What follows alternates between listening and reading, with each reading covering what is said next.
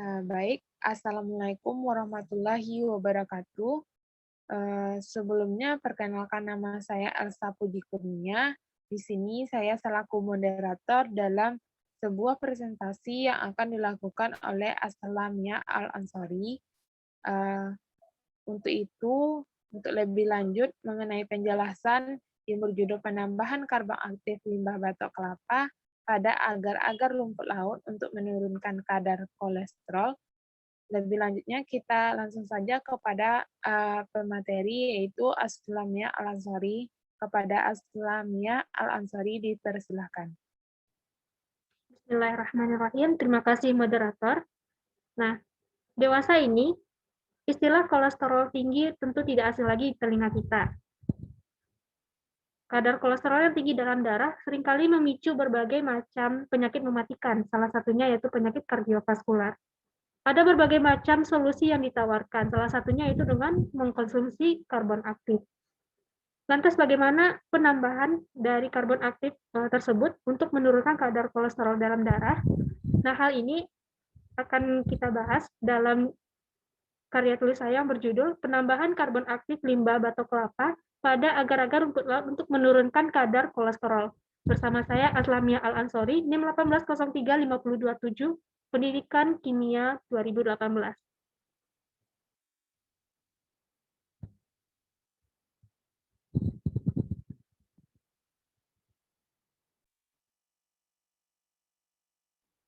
Karya tulis ini tentu saja dilatar belakangi oleh beberapa hal yang menarik, yaitu Indonesia terkenal sebagai negara maritim yang memiliki hasil laut yang melimpah. Salah satunya yaitu rumput laut. Rumput laut dikenal sebagai produk perikanan yang bernilai tinggi, serta disinyalir mampu dapat dimanfaatkan atau berpotensi untuk meningkatkan devisa negara.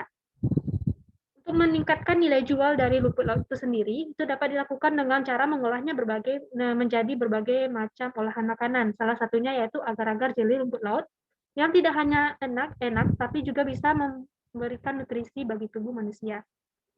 Namun di sisi lain, pada zaman sekarang, masih banyak masyarakat Indonesia menerapkan pola hidup yang tidak sehat, yaitu salah satunya dengan sering mengkonsumsi makanan cepat saji atau fast food, yang tidak diiringi dengan aktivitas fisik lainnya. Sehingga tak jarang, hal ini tentu menyebabkan kadar kolesterol dalam darah manusia itu menjadi tinggi. Kadar kolesterol yang tinggi di dalam darah itu bisa menjadi pemicu utama dari salah satu penyakit, yaitu penyakit kardiovaskular. Berdasarkan data, pada tahun 2016, dapat disimpulkan bahwasannya penyakit kardiovaskular ini menyumbang persentase paling tinggi penyebab angka kematian terbesar di dunia.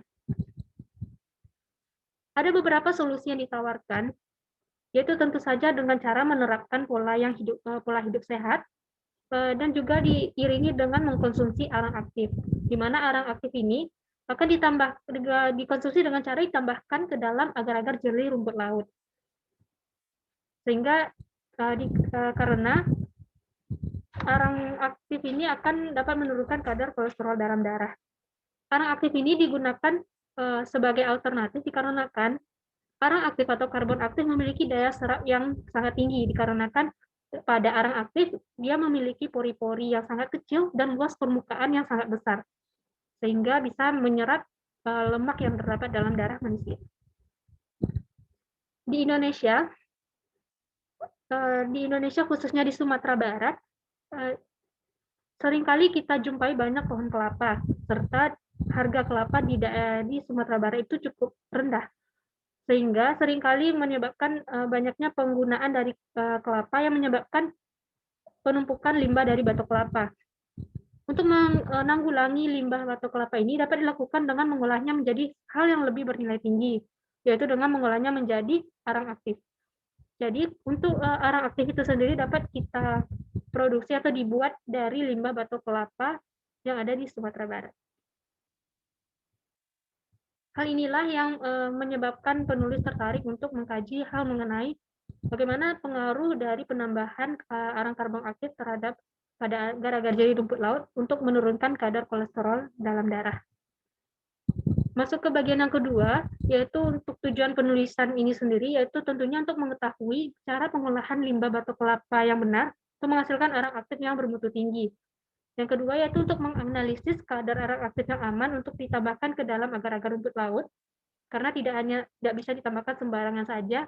Dan terakhir untuk menganalisis bagaimana pengaruh penambahan arang aktif pada agar-agar rumput laut untuk menurunkan kadar kolesterol dalam darah.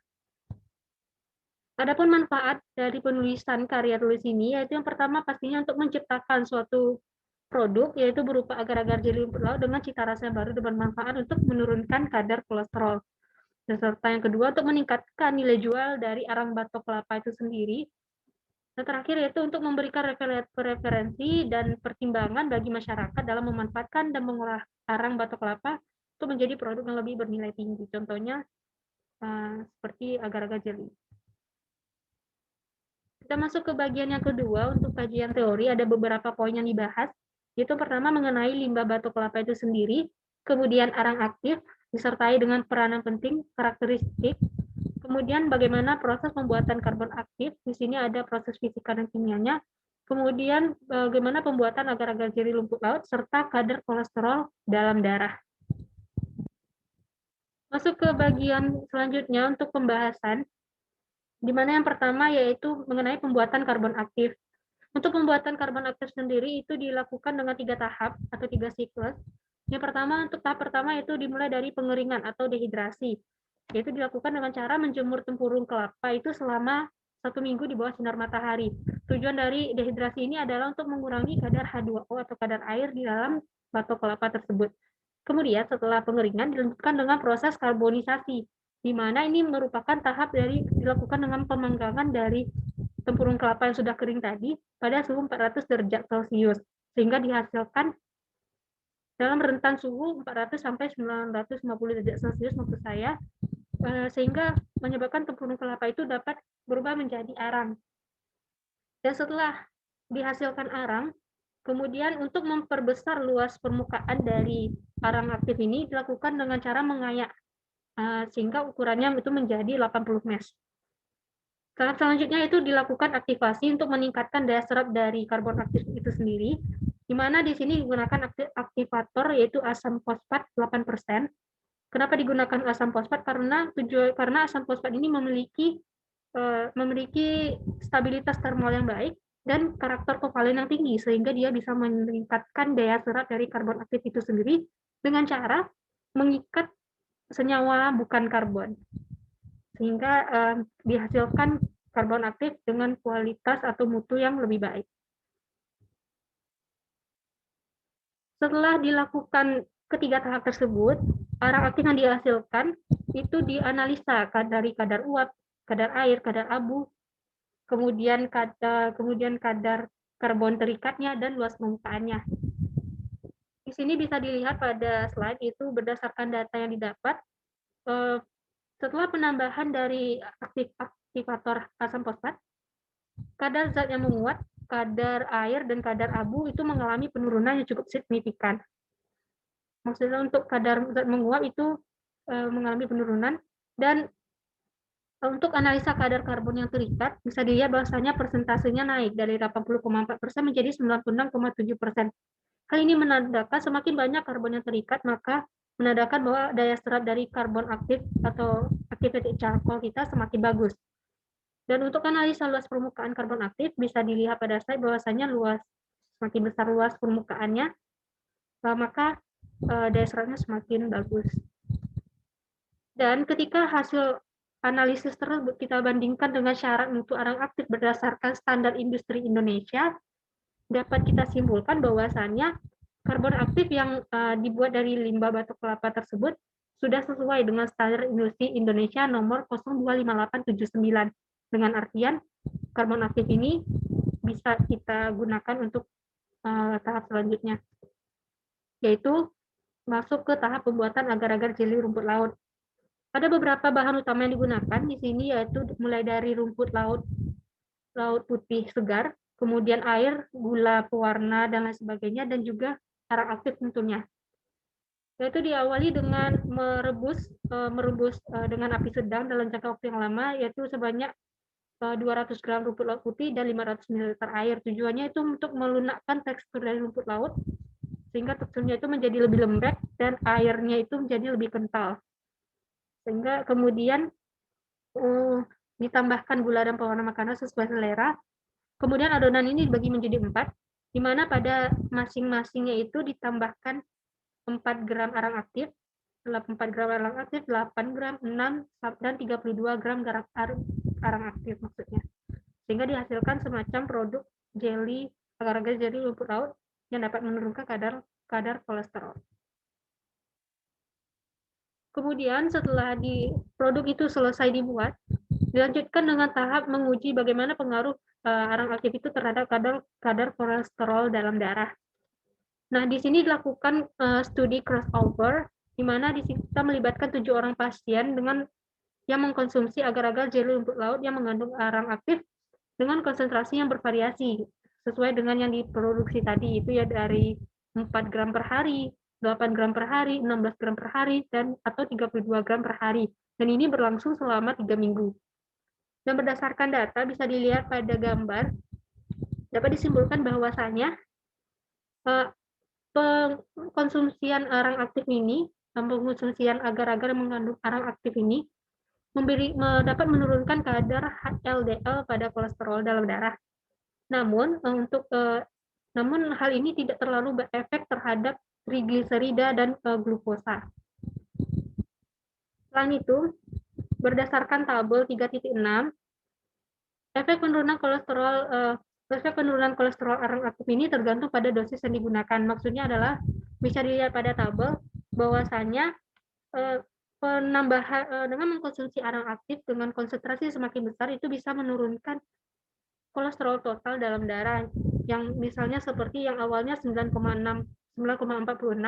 ketika pasien mengkonsumsi agar-agar jelly yang mengandung 32 gram arang aktif, konsentrasi itu dapat menurunkan kadar kolesterol total sebanyak 2,7 milimol per liter, sehingga milimol akhirnya yaitu sebanyak 6,7 milimol per liter. Namun untuk HDL kolesterol, pengkonsumsian arang aktif itu dapat meningkatkan kadar HDL kolesterol dalam darah.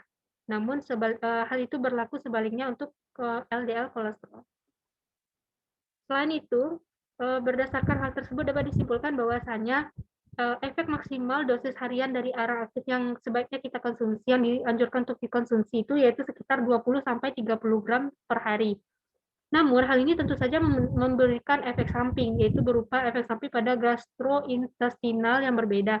Ada beberapa kasus yang ditemukan bahwasanya di antara 3 dari 6 pasien ditemukan mereka mengalami sembelit ketika mengkonsumsi 17 gram arang aktif.